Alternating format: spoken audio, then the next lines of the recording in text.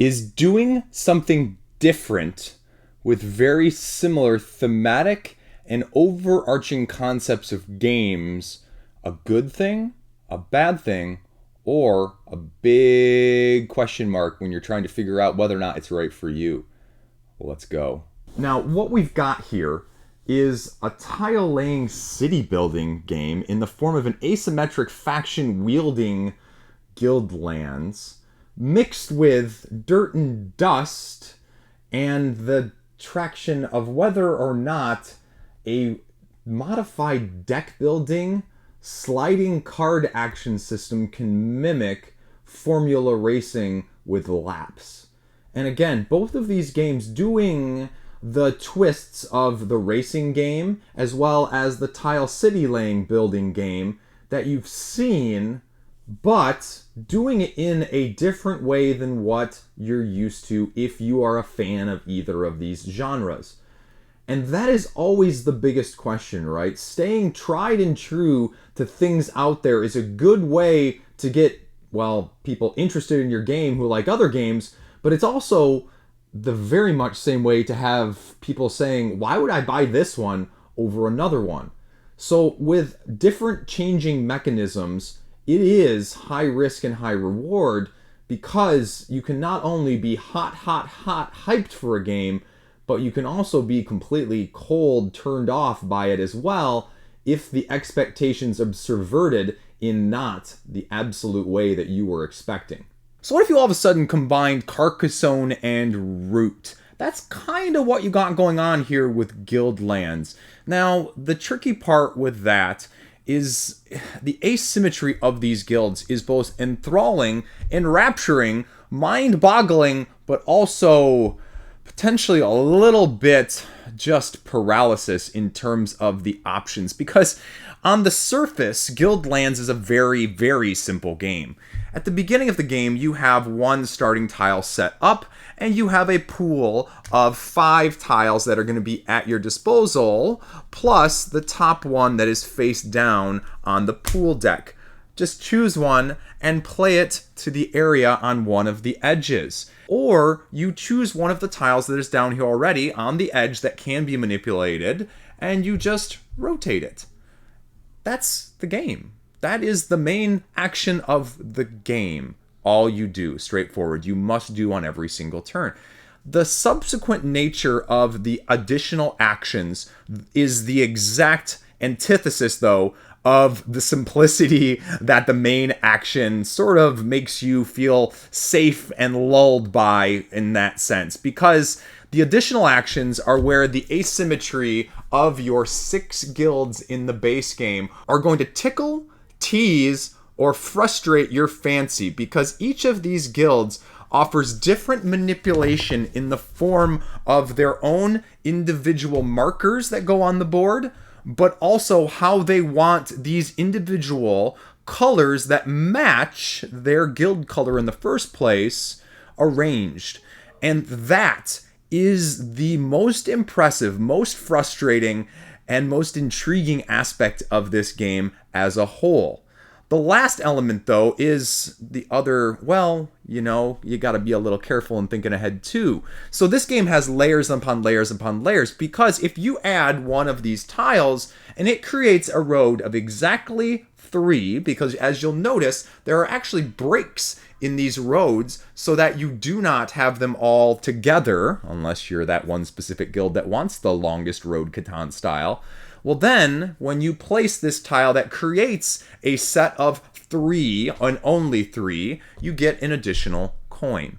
And why coins matter is coins can be spent to take an additional main action of playing a tile or rotating to your advantage. Now you might be wondering what some of those asymmetric guild options are, so let's just show you really quickly, right? The Road Toll Collectors Guild. Score points based off your longest road ending on a statue tile, for each of the longest unbroken route, including roads connected by your bridge, because they have this massive thing that gets placed across here to span those gaps that I was just talking about. Subsequently, the merchants have their own pop-up guild token that will allow you to then get additional points based on the number of different symbols around it. per market stall of the largest connected group. So these are all different ways to manipulate these same shapes down here that you've got in place. 1 point for each of the white half circles completed. 3 points for 3/4, 5 points for a fully completed circle, referring to these shapes, and gives you a way to place one down to get additional points. The Gardener's Gardening Guild, 1 point for each tree in a qualifying garden, where a garden is 4 or more connected green spaces. Wizards, 1 point for each wizard tower at the corner of a perfect square, meaning you are making rectangles and squares based on the orthogonal nature of what you've got down there, if and only if it makes a perfect rectangle in that way. And so again, just variety upon variety. Wall tokens being placed on the perimeter. Extra points if they end the game on the perimeter. But if they're not on the perimeter, you get to take them back and put them back out. And then the Messengers Guild, which is the promo, which gives you male pony workers. 1 point per road that enters and exits. And for ones that are placed on places with a statue. So what do I think of this game? Because, again, it is more like a Carcassonne meets Root style vibes. It's an intriguing puzzle, folks. It is an absolute enthralling puzzle that is going to frustrate you if you're looking for something much more simplistic. But if you're looking for a tile layer that has the depth, but the dynamic element of actually having to deal with other people's asymmetric options on the board in the first place, this is going to be for you. The biggest problem that this game suffers from, though, stems back to the very beginning of the setup and the choosing on a turn-by-turn basis. Because I have this stack of tiles sitting in front of me, and then I only have an option of, 6, right? The 5 face up, and the top one.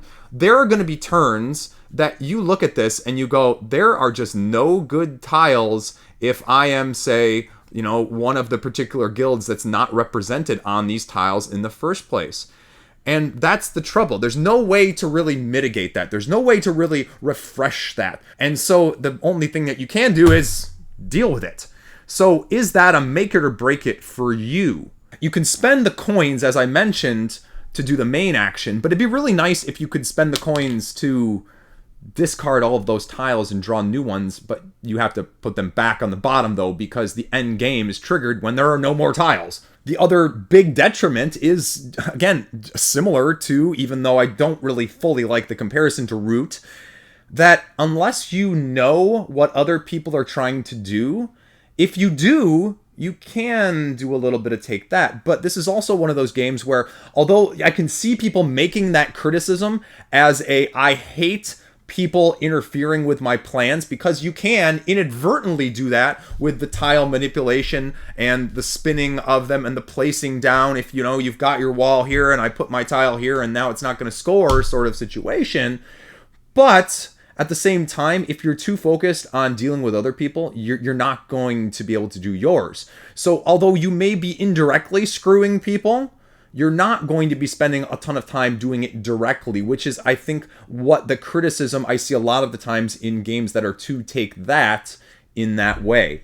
So is it a problem for me? No. Would it be a problem for other people? Absolutely. Would I want to play this game with 6 people? No. Because I think the downtime between turns sort of almost needs a Carcassonne-esque vibe where you can get your tile and then plan. But the problem is, because it's so tactically based, and that the rotation or the multi-turn action before you might manipulate the board in a completely change my plan style of vibe, it's going to throw you off as well, and it's not going to allow for that. So again, I would not play this more than 4 people, but it really does shine better at 3 and 4. It's not great 2 people. 2 people is multiplayer solitaire because the board is going to be so massive by the time you're not going to have the interaction. So if you really don't want to have any interaction and you want a more strategic Euro, not get in the way of other people, 2 people is going to be fantastic.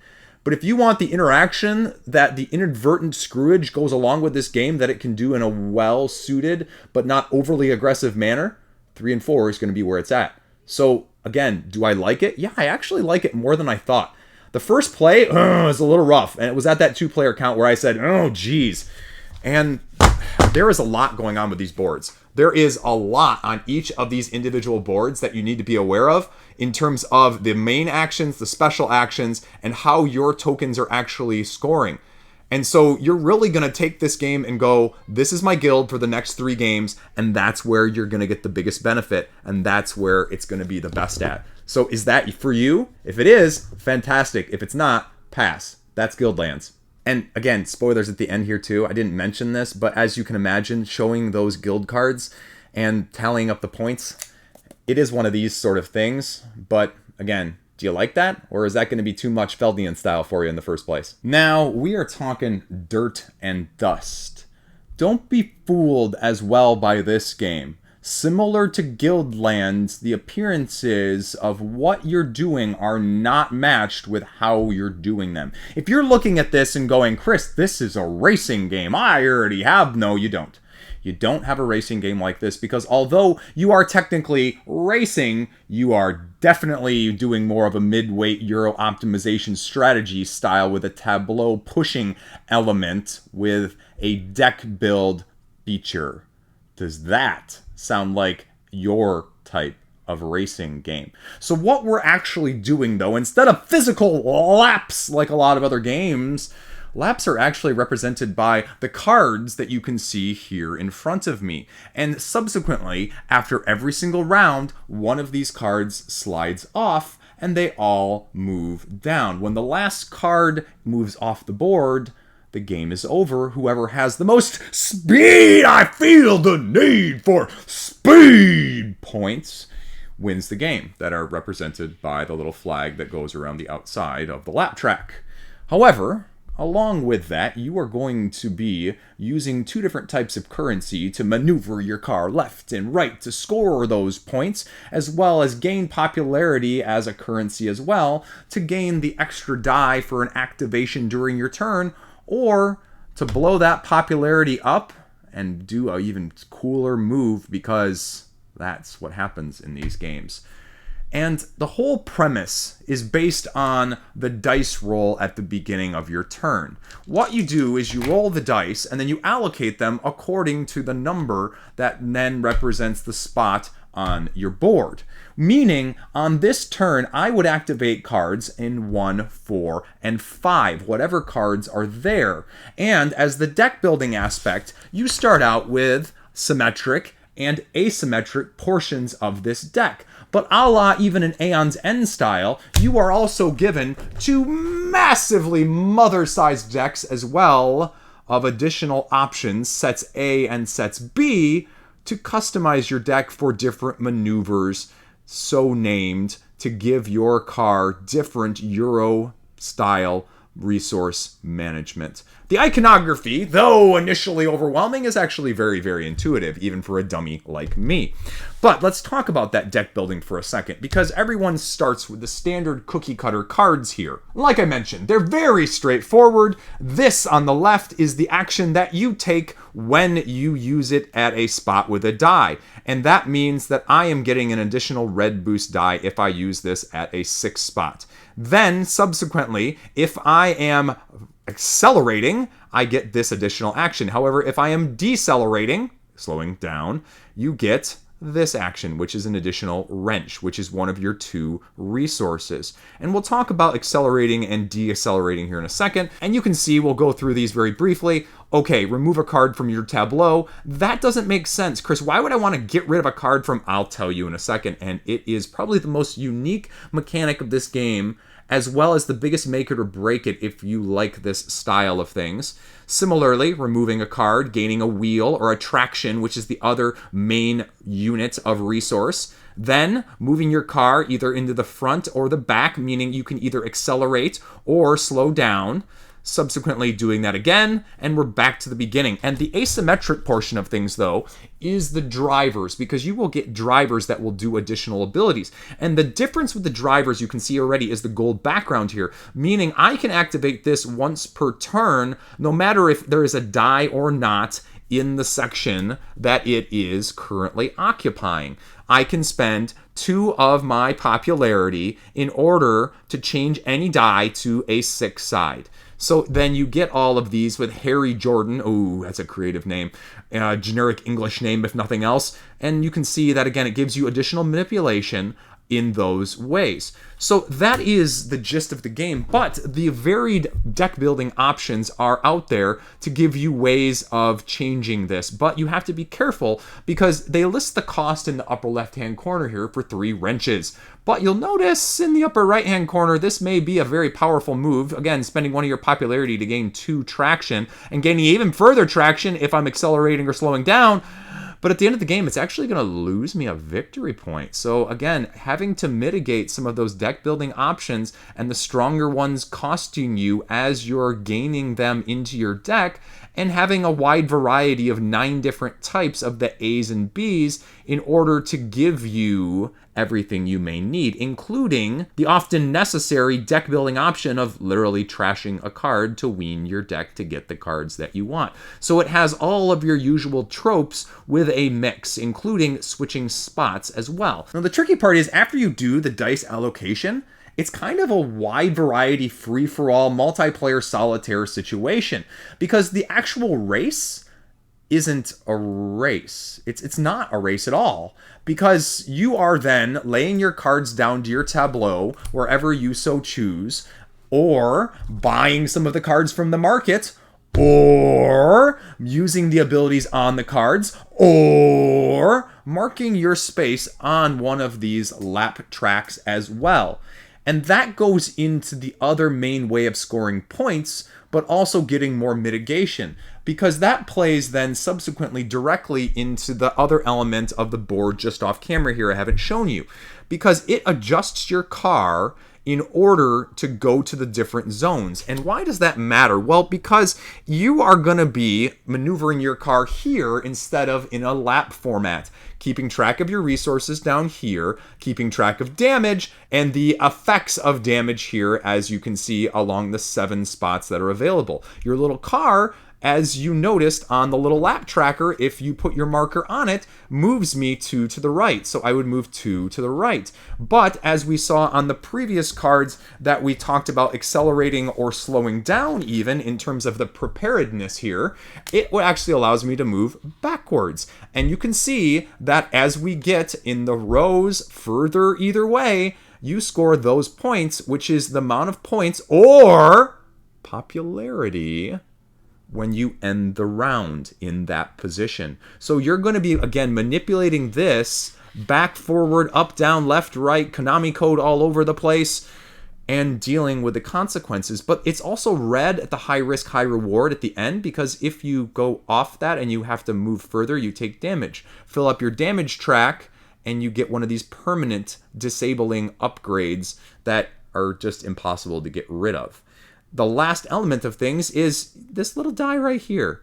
And it does actually have positives on it. Those little blue markers, again, for popularity. But all those other red markers, damage. Now, why would I want to take that? Because you get 2 automatic wheelie traction in order to do so. And that is the Euro management that we're talking about in this game. And again, on a round-by-round basis, you just move these down, and they give you points, and they give you rewards based on what icons are at the bottom. You have 5 other race tracks, if you will, in the set of about 10 cards that you're doing as a 10-round game then. You have a bunch of other asymmetric racers, and then the other thing I didn't mention is that if you're actually the most popular, even though you're spending it, you actually get an extra die on your turn as well, so that's kind of freaking cool. But is it thematic enough for you? Do you actually want to feel like you're racing? Again, you won't with this game. But if you're looking for a racing themed game with more of a Euro strategic element, with a tableau that I actually have buried the lead with here, because the last element that may be the make it or break it for you is at the end of the round, as you can see on the bottom of this board that the cards cover up, oh, it's an arrow, meaning at the end of the round, whatever card is in this slot, every card moves 1 slot to the right until it gets to your discard pile, which then will eventually get shuffled back up as you regain and redraw back up to 5 cards in your hand on a round-by-round basis. Most points wins. That is Dirt and Dust. So who's going to like it? What do you like? Who's not going to like it? What isn't there to like? If you are looking, like I mentioned, for a thematic Euro game with the theme being racing, this is for you. If you want a nice multiplayer solitaire optimization, again, with the heavy deck building element, this is right up your alley. The tableau across is going to be both frustrating and accomplishing because of the way you can manipulate your turns on the actions and doing them in whatever order you want, putting them down into a spot, activating it where it has a dice, activating the abilities, buying the cards to incorporate them to your deck on future turns, or even placing your markers on the laps in the first place. So the combination of doing those in any which way is deliciously, well, enjoyable in the form of getting nice combos. The problem is you may also, as with some deck building games, end up with relatively lackluster turns, either by the roll of the dice that you are given, by the draw, or even your inability to gather the resources that you need to, well, essentially do anything meaningful on your turn. Subsequently, also potentially frustrated or relieved through the use of these cards, which actually allow you to discard cards on spots in the first place in order to free up ones that you would otherwise need because they're too slow going across the tableau to get out of your way to be able to play the card that you want to in the first place. So as weird as that play action is, it's absolutely and utterly necessary, but it's very counterintuitive and very different than what we have seen in a lot of other games. And that's probably the biggest, boon and curse in the same line. This game is not like others I have played in a deck building sense. It's not like other racing games I have played. It is unique to and in and of itself. But is uniqueness going to be the perfect symmetry and combination for your table? Because ultimately this game is more Euro than Amerithrash. It is more pure, I do what I want, I can outplay you and you can't do jack frickin' squat about it. Deal with it, sucker, as my 5-year-old nephew would say. The lap cards are nice and they give you the same actions and abilities in that way. At the same time, with some of the costs as the race goes on, it almost becomes unmanageable and there's too much to do. So I dare say if you're looking for it from a Euro standpoint of I can't do everything, you can't just blah like a normal deck builder style of draw my cards, play my cards, it definitely leans that way of I need to do this and I need to do this and I need to do this, but I can only do 2 of the 3. I need to do these 5 things, but I can only do 3 of the 5. That is what this is based upon. And for those reasons, both uniquely, I love the deck building, I love the tableau, I hate the, crap, I am just not smart enough for this long-term strategy planning style of things. And that is probably the other downside of this. Because of these lap cards being relatively so similar, you're kind of doing the same thing every time. You're really going for that traction. And you're going for the traction again, and you're going for the traction again, and again, and again. That was the popularity marker. But you know what I'm saying. And so the just repetitive nature of it can also be just kind of boring as well. So can you feel engaged in a normal race of doing this up to 10 different times? Because at the beginning, you're not going to be able to do enough. At the end, your deck might be too big. And it moves rather quickly when each of these cards just escapes and there's 3 cards that have gone off the lap board already and you haven't even gotten any out there unless you're willing to all of a sudden take these dice, hope that you can get some boost dice, and then fill up your tableau and then also empty your tableau at the same time in order to use the cards you want and not have the ones that you don't want anymore that were good last turn but aren't any good this turn, clogging it up in the first place, let alone in your deck as you're drawing them. So that is the both blessing and curse of this. I mean, the player count doesn't matter. You can play this at any count. It's not going to dramatically change the game length. Like I mentioned, the interaction is minimal to none in terms of what you're putting down, but the victory points are still mainly achieved by these lap cards. So, again, is that okay when you're literally, I guess, the most thematic element in incorporation of this is just going constantly on one big left turn, doing the same thing over and over and over like a real racetrack does. Does that same thing for this long sound like fun to you? That's Dirt and Dust. Thanks for watching. Stay classy. Peace out. Have a great freaking fantastic day.